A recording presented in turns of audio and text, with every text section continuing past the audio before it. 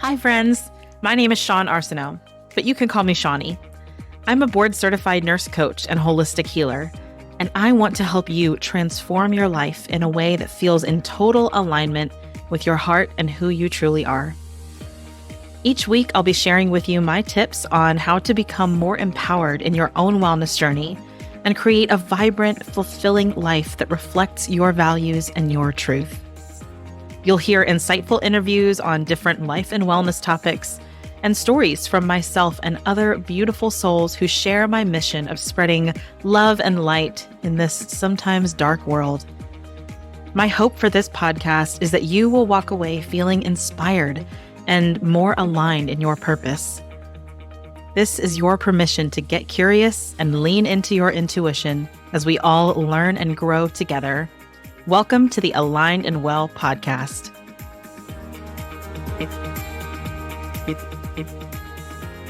Hello, everyone. Welcome back to the Aligned and Well podcast.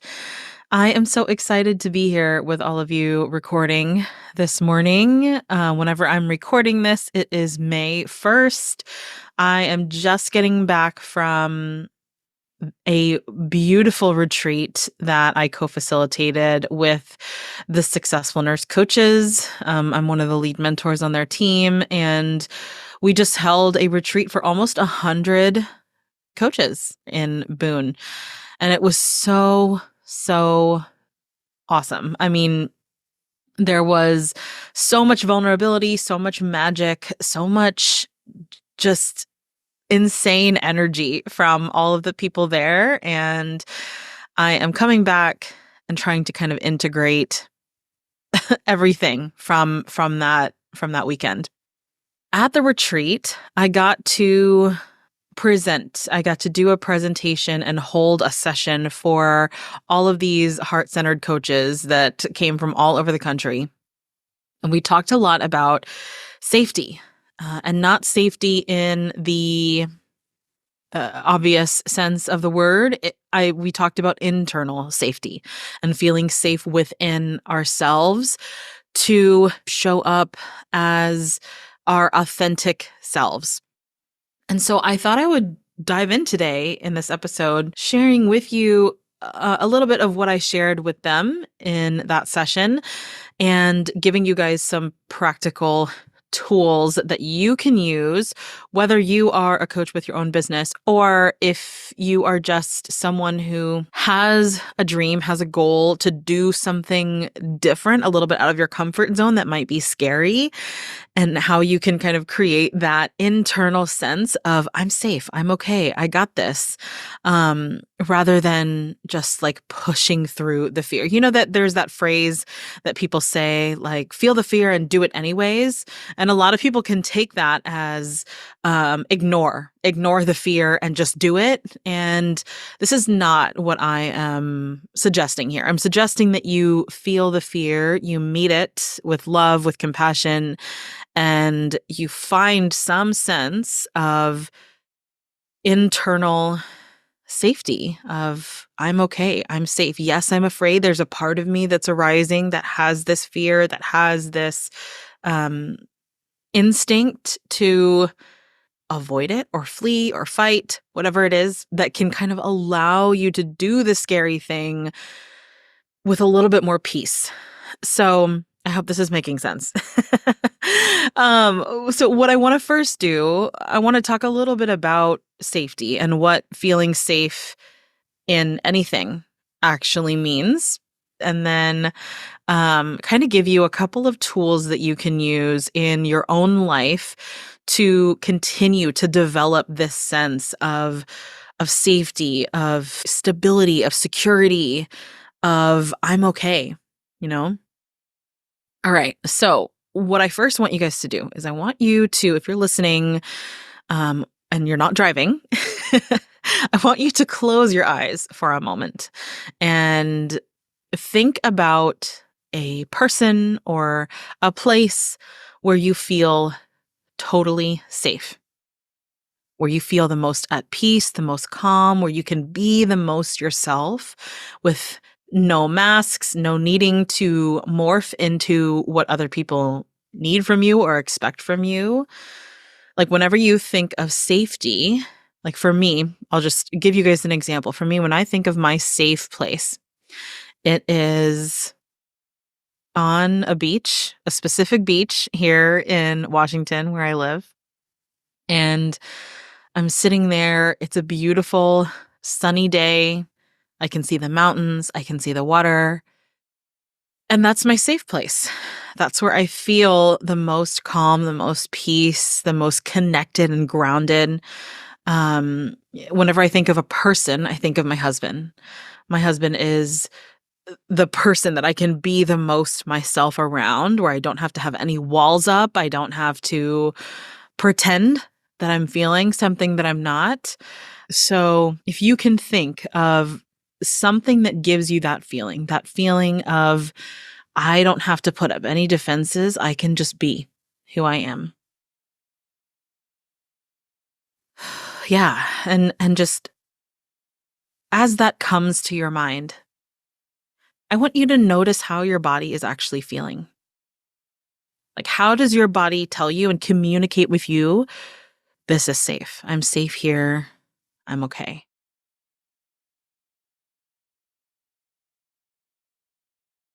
Hmm. Yeah, and notice what sensations you're feeling. It might feel like your shoulders kind of relaxing. It might feel like a warm glow in your chest. It might feel like everything in your body just kind of settling. Like you can take a nice, spacious, deep breath, right? So just think about those sensations and really identify where in the body you're sensing that safety.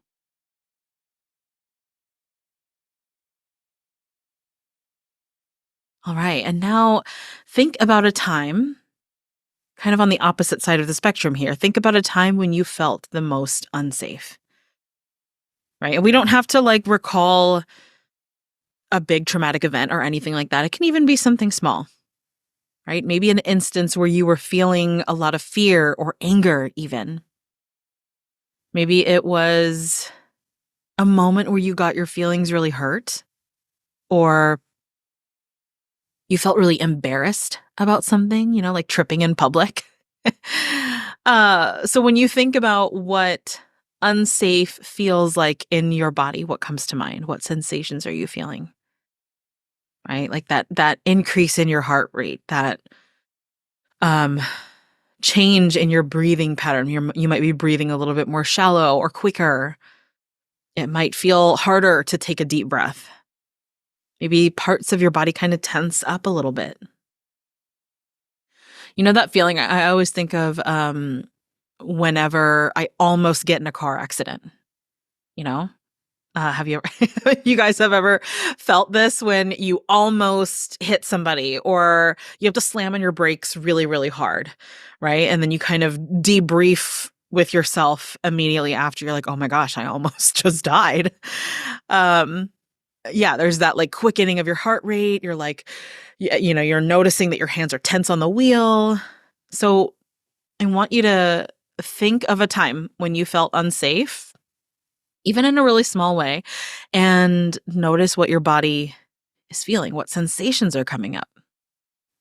And so there are, after experiencing these two polar opposites, feeling safe, feeling unsafe, there are physical sensations that are associated with both of these feelings, safety or lack of safety. And so what I want to do today is create just a deeper sense of awareness of what your experience of safety is whenever you feel unsafe, the physical sensations, kind of like the frequency in your system so that you can attune to it and develop it more and more over time with both yourself and with the people in your life.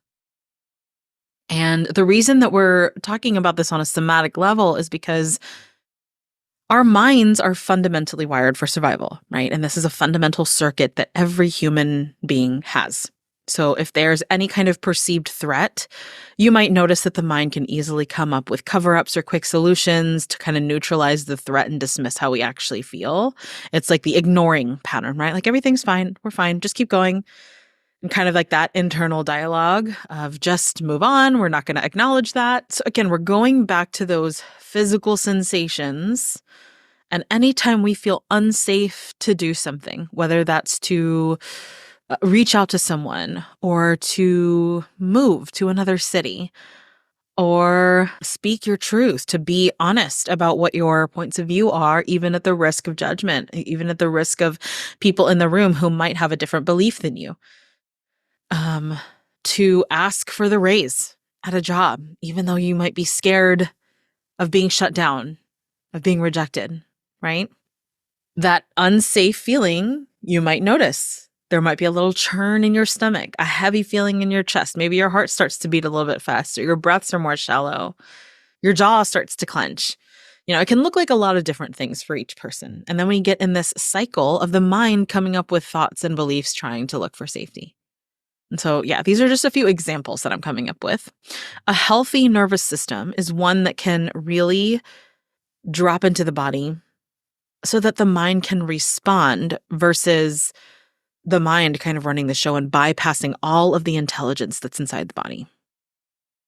And the way that we create that internal sense of safety is to give that scared, wounded part of you that's arising when you feel unsafe a space to be heard, to be nurtured, to be seen. I think our level of internal safety is directly related to our level of inner healing and our tolerance for being vulnerable and just meeting ourselves where we're at. If we don't have that like foundational bedrock of safety, if we don't allow ourselves to develop that internal sense of being safe in our bodies to move through life and do all of these scary things, we're going to keep falling back because we don't have that safety internally to sustain it. Like that's when we self-sabotage, we stop taking action, or we take the wrong actions based off of what other people expect of us and not our own internal wisdom, right? We resist the expansion, the success, the fulfillment that we know is coming to us because our system feels really shaky and unstable. One of my mentors said something that really, really hit home for me, and it was the external circumstances in your life, your external environment configures to what the body believes to be true. So if we can't find the safety within ourselves to accept good things that are coming to us and to actually embody that, it's natural for us to want to self-sabotage. If you are so used to being in really toxic, narcissistic relationships, it's really hard to receive a loving, nurturing, healthy relationship, right? And without that sense of internal safety, we cannot build a life that we really love, that fulfills us fully because our bodies won't let us. If being unsafe, if being triggered all the time is kind of the normal, we really have to like rewire our nervous system to allow for that abundance, to allow for that happiness and joy. And we have to be a little bit vulnerable. So if there's any part of you consciously or subconsciously that feels unsafe with the idea of making more money, of putting yourself out there and making new friends, of being 100% you, of being vulnerable, of taking up space, of stating your truth, of stating your opinions, maybe the controversial opinions about something, there's going to be a correlating lack of movement or results or, forward momentum because your body is wired to be protective of any perceived threat. And that is something that all humans experience. And this might be kind of confusing, right? Because logically, you can maybe convince yourself that you feel safe. You know that logically, it's safe to ask for the raise at work, right? You're not going to die. You might get rejected, but that's what we have to create safety around. I feel safe and okay and stable if I get told no? You know in your mind it's safe, but do you feel safe in your body? That's what you have to work on. No matter how much you logically try to think about how doing one simple thing is not a big deal. I mean, if there's a subconscious pattern, maybe a fear of rejection or a fear of failure, fear of being truly seen for who you are, of speaking your truth, if we haven't created a safe internal home for you to feel harmonious, for those parts of you that maybe got rejected when you were a kid in school, or yelled at when you didn't get good grades, or ignored by a parent or an authority figure when you would have big feelings and wanted to talk about them. Your body holds on to whatever you had to do in those moments when you were younger to feel safe and to get that need met. And maybe that was shutting down so you wouldn't get yelled at, or avoiding the hard thing so you didn't have to feel the discomfort of doing it, or wearing a mask and pretending to be someone who isn't actually you so you don't get rejected, right? So you see how these subconscious patterns tend to surface in adulthood. We will always have something in our external world that has the potential to rock our sense of safety. And that part will never get easier. But what will get easier is your capacity to be with that unsafe part of you and to meet it with love and compassion and get the need met from an internal source. And that source from the internal, or even from like spirit, right? From a spiritual sense, that's infinite. And then that's when we create safety within ourselves. You'll have moments where parts of you feel unsafe to do things in your day-to-day life. And if we can be with those moments and not feel the need to manipulate our external world, that's where that sense of, I want to control everything, right? We won't feel the need to manipulate our external world to find some sense of control. And instead we develop this deep trust within ourselves that we can hold it all. These moments will add up to create an expansion of our own capacity to meet those parts that feel unsafe with love and without judgment. Okay, so how do we create this sense of internal safety, right? The fastest way to establish internal somatic safety is to slow down. It's to slow down. Or else the mind will override the body, right? Like whenever we are just reacting, whenever we're in survival mode, whenever we're in fight or flight, we tend to just go, go, go, go, go. We have a lot of adrenaline, and our sense of internal safety can just not be there. And we do have to kind of let go of the ego a little bit and risk being a little bit vulnerable. So slowing down, taking some deep breaths, being with the part that feels unsafe, being with the part that's fearful or nervous or anxious, and sitting with it, which can be really uncomfortable for people. That's not something that we're taught to do. Our society teaches us to just kind of ignore it and to push through.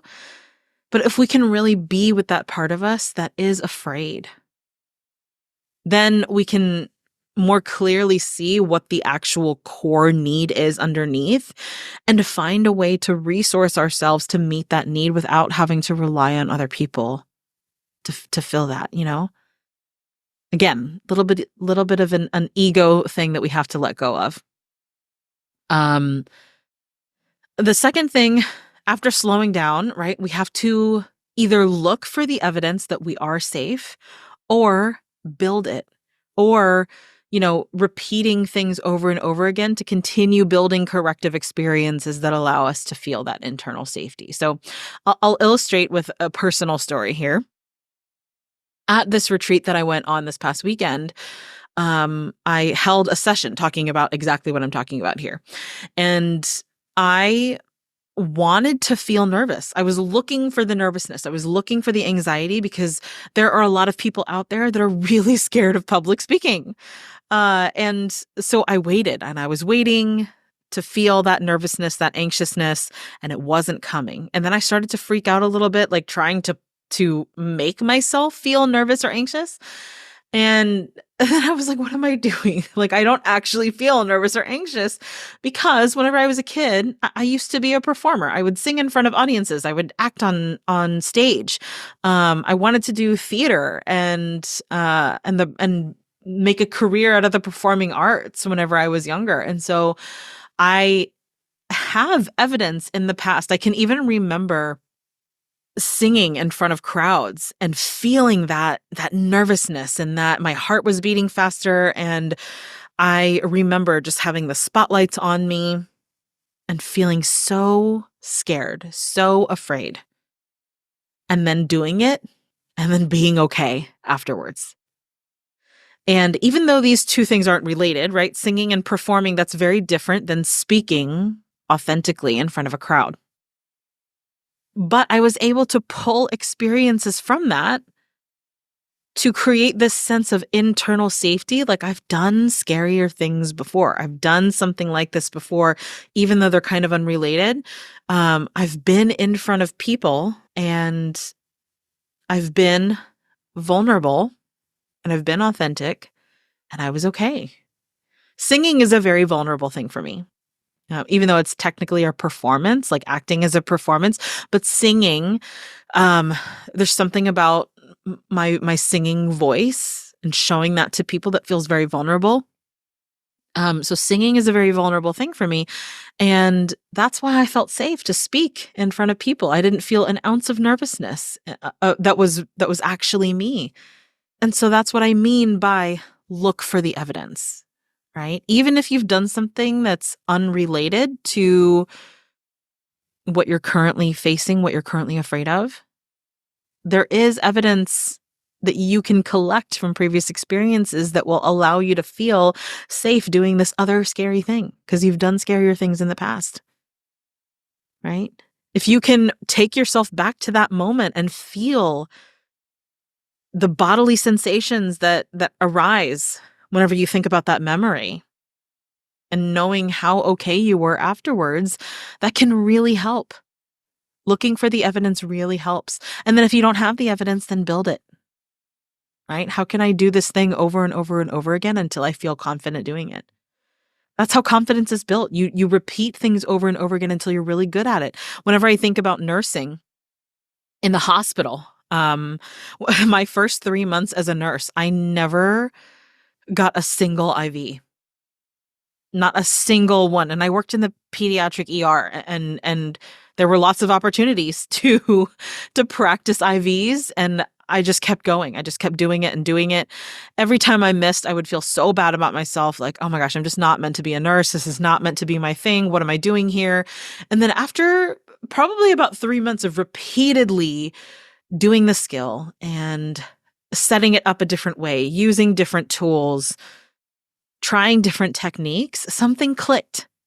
And then after that, I barely ever missed. I would get called by other floors just to come start IVs for them because I got so good at it. And that was me building the evidence that, like, I can be a really great IV starter. I can be a really good nurse. I can master this skill, even if I don't know at all how to do it at the beginning. So start building it, putting yourself in situations where you can practice and create the confidence. Confidence isn't just something that you have, it's something that is built over time after repetition. Just like going to the gym, right? Like, you're not going to go to the gym for 2 days and immediately have muscles. You have to keep going again and again and again to be able to actually see the results. So slowing down, looking for the evidence, or building it. And then there's also a couple exercises that I want to introduce to you guys to be able to identify where you're currently at, how safe you actually feel, and how can we shift our internal landscape to create even more safety whenever we need it. Right? So there's this thing called the 4 stages of safety. And it's kind of like a safety check that you can do.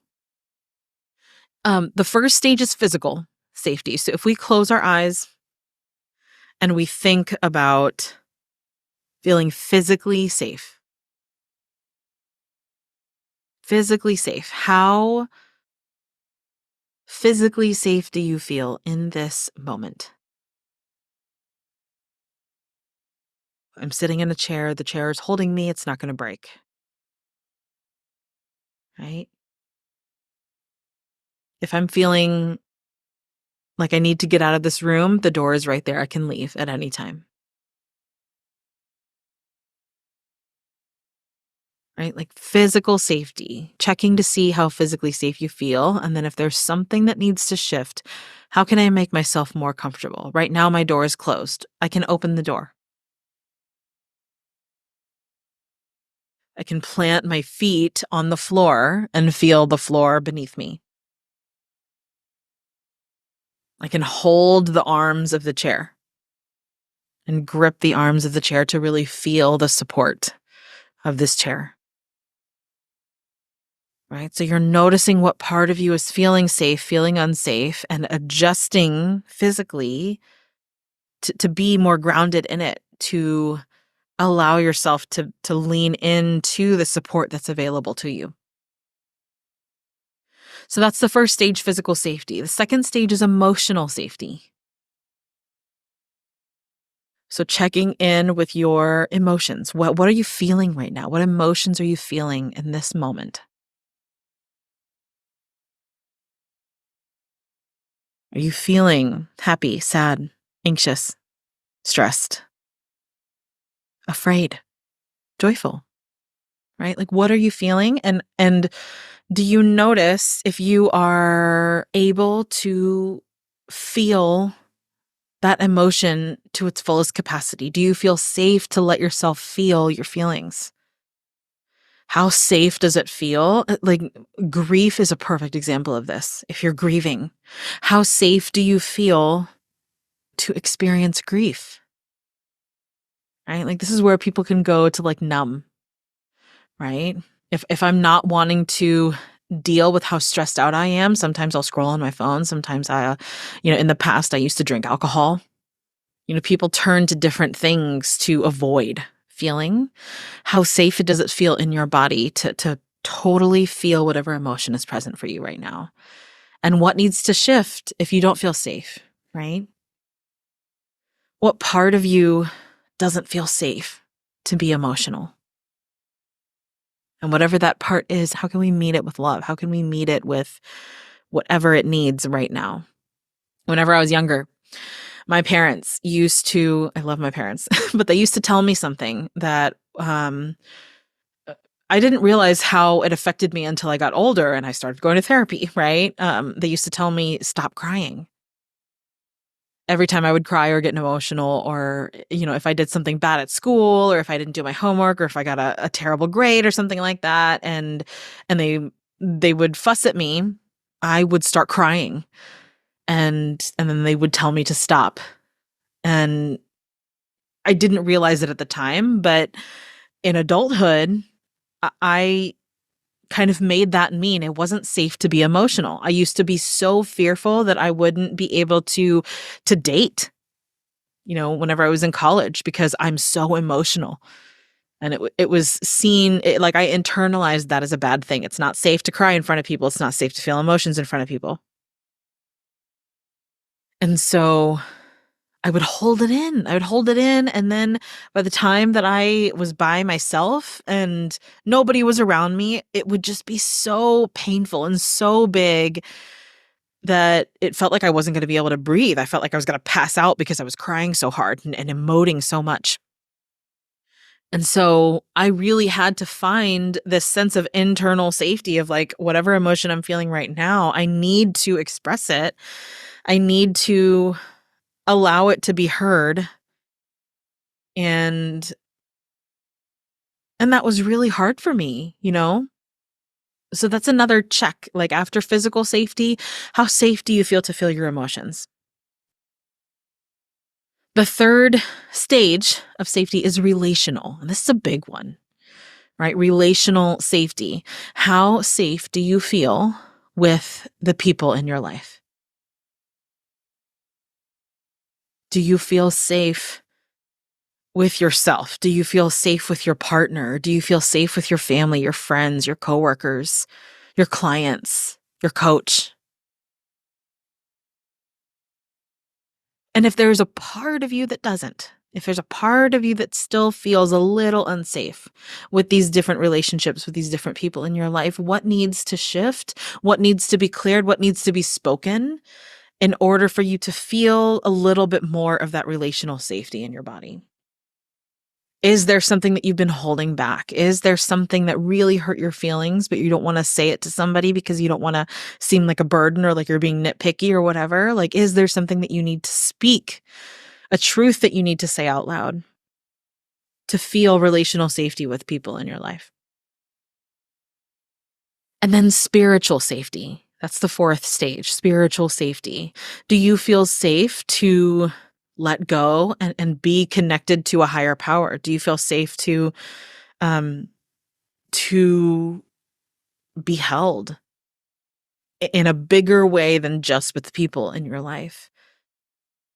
Do you feel safe to let your mind surrender to your body? And this is a big one, right? Like this is something that can be very personalized, especially for those of you who have any kind of like religious trauma. Sometimes feeling connected to higher power, to spirit, to God, whatever that is, doesn't feel safe. And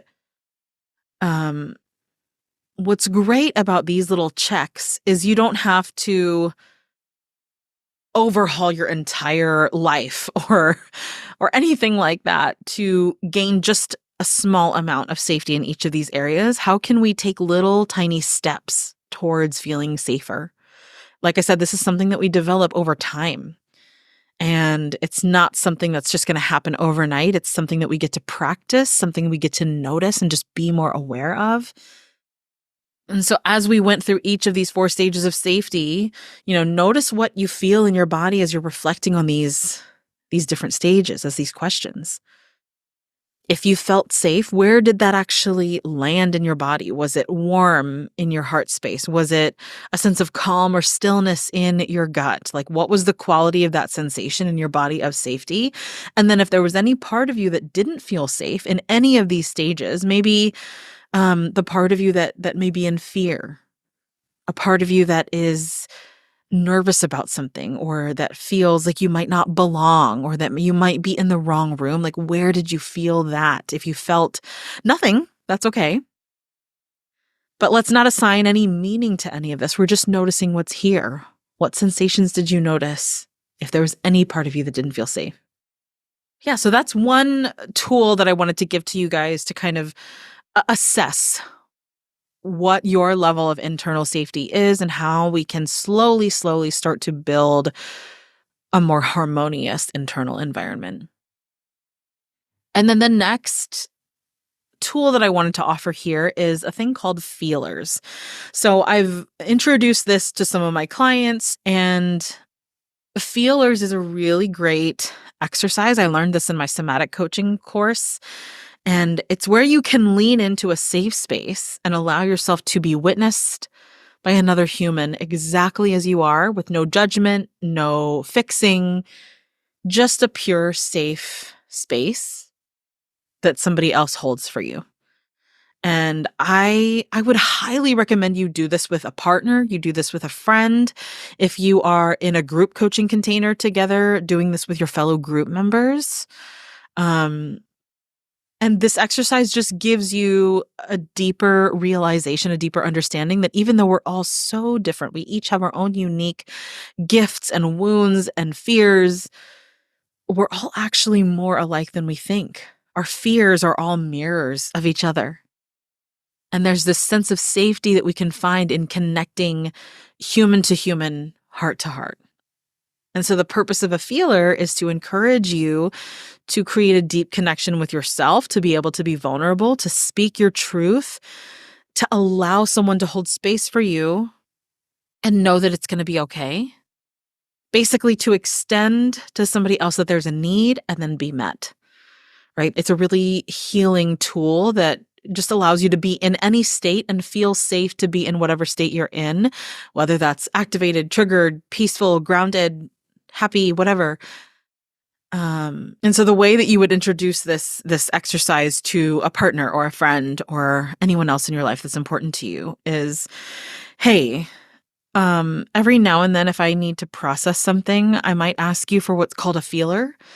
And I'm going to set a timer for 5 minutes and we'll just either get on a call or take 5 minutes if you're actually in person with someone. I'll set a timer for 5 minutes. And I would just love for you to hold space for what I'm feeling right now, for what I'm going through, and not feel the need to like offer any advice or comfort or fix anything. I just need to be heard. This is a great agreement to go into a feeler with so that they don't feel the need to fix anything. They can just hold space for you. And this can be a one-way or a two-way feeler. If you're not in a space to hold space for anybody else, you can just say like it's just going to be a one-sided feeler. Or you can introduce it to where like, I'm going to process what I'm wanting to release, and then I'd love to hold space for you if you need, if there's anything that you want to get off your chest. I'm here to hear you. And so what you do is you begin the feeler, you start the timer for 5 minutes. You take up maybe a couple of deep grounding breaths together. One person's the feeler, one person's the space holder. And the feeler just kind of either talks through whatever they're feeling.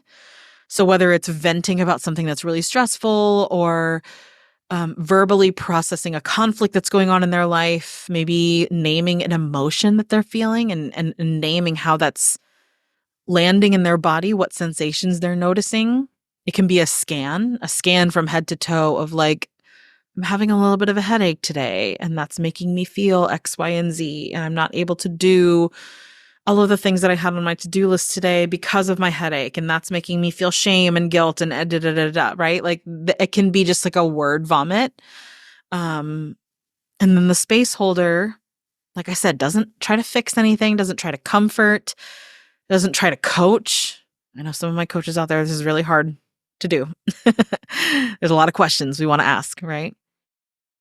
And the other person, the space holder, is just doing that, holding the space. So they are holding the energy field, maybe nodding their head, maybe saying a few supportive things, like especially if the feeler is saying something that's really hard to say or experiencing like really big emotions.